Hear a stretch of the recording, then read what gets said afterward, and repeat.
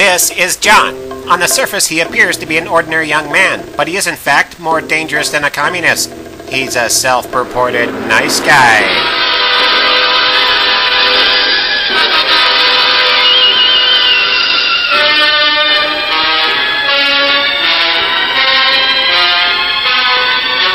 Today's young women face many problems in life. Periods, pregnancy, diarrhea, oppression, and acne, just to name a few.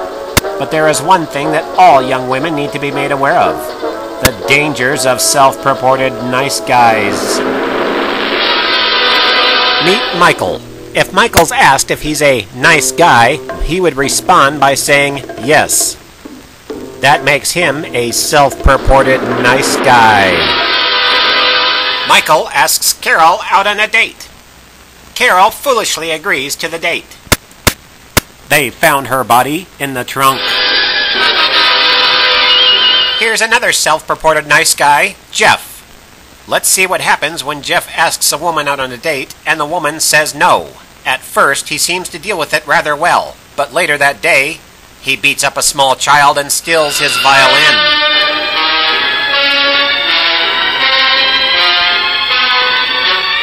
Here we see self-purported nice guy Bill asking Susan out on a date. Susan is in for the shock of her life. At the end of the date, Bill starts violently raping Susan. Here we see self-purported nice guy Joseph allowing his friend Ken to violently rape a woman in the back of his car. It doesn't get any more nice than that. Or does it? Self-purported nice guy Kevin is trying to talk Daisy into going out on a date with him. Daisy is hesitant at first, but eventually gives in and agrees to go on a date with Kevin.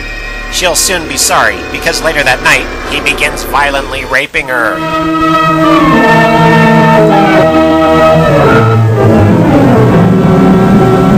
Here we see self-purported nice guy Quinn out on a date. He pretends to be engaging in conversation with her, but he is in fact thinking about touching her pubes. That isn't nice at all now, is it? Mary and Steve are out on a date. Mary asks Steve if he's a nice guy. Steve says yes. That means Steve is a self-purported nice guy. But Mary knows exactly what to do. Run, Mary, run! Nice guy.